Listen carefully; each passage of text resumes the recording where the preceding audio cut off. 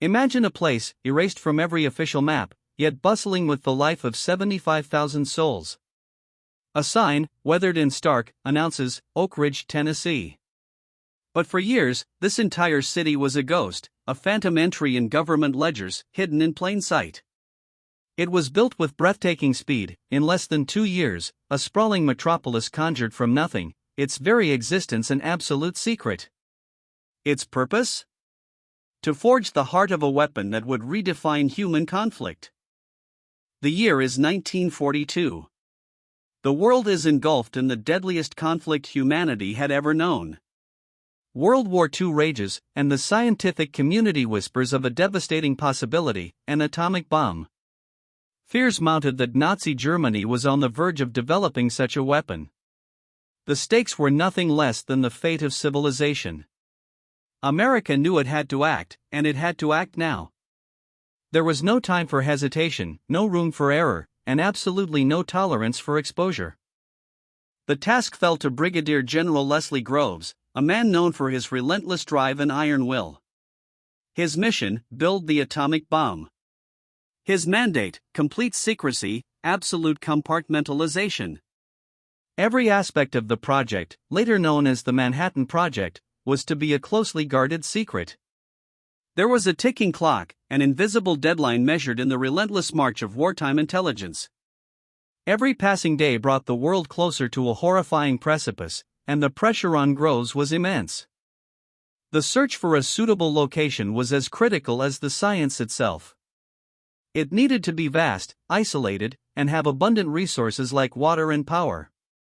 Rural East Tennessee fit the bill. In a swift, often brutal maneuver, the U.S. government acquired nearly 60,000 acres, displacing thousands of families with little notice. Their farms, homes, and generational lands were suddenly national security assets, absorbed into the void of Project X. The sacrifice was immediate, the reasons opaque. Once the land was secured, the true scale of the ambition began. This wasn't just a factory, it was an entire city. Roads, houses, schools, hospitals, stores, all had to be built from the ground up, at a pace unheard of in human history. Construction workers poured in, tens of thousands of them, transforming a pastoral landscape into a construction zone of unprecedented magnitude. They worked around the clock, under immense pressure, building structures whose ultimate purpose remained a tightly held secret. Workers arrived by the trainload, drawn by the promise of good wartime wages. They came from across the nation, carrying their hopes and their questions. But answers were scarce. What was this place? What were they building? Information was on a strict need-to-know basis. For many, Oak Ridge was simply the town or site X. They were given ID badges, assigned housing, and told to work.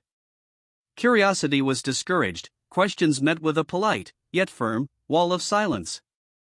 The veil of secrecy was absolute. The speed of population growth was staggering.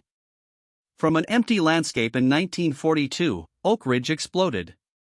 By mid-1943, 30,000 people called it home. By 1945, that number swelled to 75,000, making it the fifth largest city in Tennessee, a city that didn't appear on any public map. This wasn't just a camp, it was a fully functioning urban center, complete with schools, stores, churches, and entertainment, all orchestrated by the government, all focused on a singular, secret goal. At the heart of Oak Ridge's clandestine mission was the production of fissionable materials, primarily enriched uranium. The bomb wouldn't explode without it. The challenge was immense, separating the rare, fissionable uranium-235 from the more common uranium-238. It was a scientific and engineering nightmare, requiring industrial processes on a scale never before attempted. This was the fuel that would either win the war or condemn humanity to a terrifying new chapter. The sheer scale of the undertaking was embodied by the K-25 plant. This monolithic structure, built to enrich uranium through gaseous diffusion, was unlike anything the world had ever seen. It stretched for half a mile, covering 44 acres under one roof. Its construction required more concrete and steel than the Panama Canal. Thousands of miles of pipes, millions of components, all had to be designed, built, and operated in absolute secrecy, under constant pressure, with an impossible deadline always looming. Inside K-25 and other facilities like Y-12, ordinary men and women performed extraordinary work, day in and day out. They operated complex machinery, monitored gauges, and handled materials they knew nothing about. The work was repetitive, often tedious, and sometimes exposed them to unknown chemicals or radiations. They were told their work was vital to the war effort, but the precise nature of the product was a forbidden question. They toiled, dedicated and blind, trusting their government with their lives. A significant portion of the workforce, particularly in the Y-12 electromagnetic separation plant, consisted of young women. They were famously known as the Calitrin Girls. Many were recent high school graduates, trained to operate complex control panels that separated uranium isotopes. They were told to watch their dials, adjust the needles, and if anything went wrong, to call a supervisor. What these dials controlled, what material they were processing, was beyond their knowledge. They were crucial to the process, yet utterly unaware. Despite the ironclad secrecy, human nature persisted. Whispers circulated. Some workers reported strange illnesses, inexplicable fatigue, or unusual odors. There were rumors of poison gas, of mysterious experiments. Doctors at the Oak Ridge Hospital were under strict orders not to disclose certain diagnoses. The fear of the unknown, the constant pressure to remain silent, created an undercurrent of anxiety throughout the city. Was their vital war work also dangerously harming them? They had no way to truly know. The success of the project hinged on an unprecedented system of compartmentalization. No single person, outside of a select few, knew the full picture. Workers knew only their specific, minute task. Information was fragmented, like pieces of a puzzle held by different hands. This wasn't just about security, it was about efficiency. It meant that even if a spy infiltrated one part of the operation, they would gain little actionable intelligence. It was a brilliant, terrifying system of control, born of urgent necessity and a looming deadline. Life in Oak Ridge was a strange blend of suburban normalcy and wartime surrealism. Everything was managed by the government: housing, utilities, recreation. Yet, it fostered a strong sense of community. Residents shopped at government-run stores, attended government-built schools, and lived under the constant, subtle surveillance of security personnel.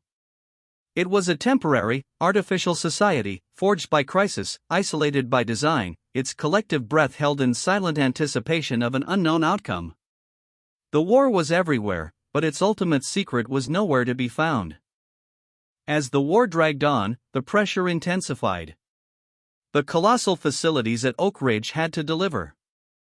The cost was astronomical, the scientific and engineering hurdles immense.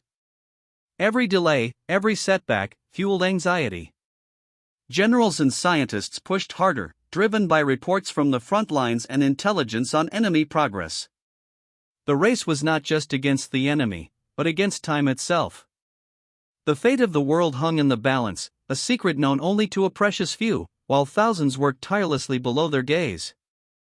Then, on August 6, 1945, the secret was detonated. A blinding flash, a terrifying roar over Hiroshima. 3 days later, Nagasaki. President Truman announced the use of a new, unimaginably powerful weapon.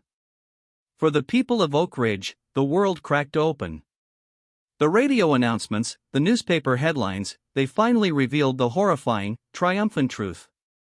Their secret labor had produced the atomic bomb.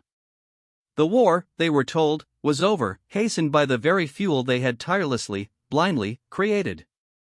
The reaction in Oak Ridge was complex.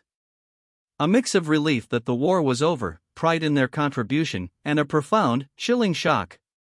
Many described a deep sense of unease, even guilt, at the realization of what they had been part of. They had worked tirelessly, in good faith, for peace. Now, they understood the immense destructive power they had helped unleash.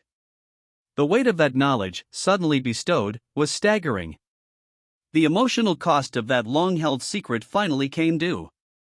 Oak Ridge eventually shed its cloak of absolute secrecy, slowly opening to the world. It evolved from a wartime boomtown into a center of scientific research, a beacon of nuclear innovation that played a pivotal role in the Cold War and beyond. Its legacy is etched into the very fabric of modern science, from energy research to national security. But the lessons of its birth, the immense power of collective will, the ethical complexities of compartmentalized knowledge, and the human cost of working in the dark, remain profoundly relevant. The story of Oak Ridge forces us to confront uncomfortable questions. Was the absolute secrecy, the deliberate ignorance of thousands, justifiable for the urgency of war? What is the moral burden placed upon those who labor for a cause they don't fully comprehend? The men and women who built Oak Ridge were patriots, contributing to victory. Yet, many carried the emotional scars of a truth withheld, a purpose veiled. Their dedication, while heroic, came at a silent, personal price, a shadow that still lingers over the secret city. Oak Ridge stands as a monument to human ingenuity, resilience, and the extraordinary demands of wartime. It reminds us that behind every grand historical event are countless ordinary lives, lived under extraordinary circumstances. The builders, the engineers, the Calitrin girls, they were the unseen heroes of the Manhattan Project, their efforts veiled in secrecy, their understanding incomplete. They built not just a bomb, but a future. And in doing so, they left behind a compelling, complex legacy of scientific triumph and profound human experience. A legacy born of a ticking clock, and shrouded in the deepest secrecy.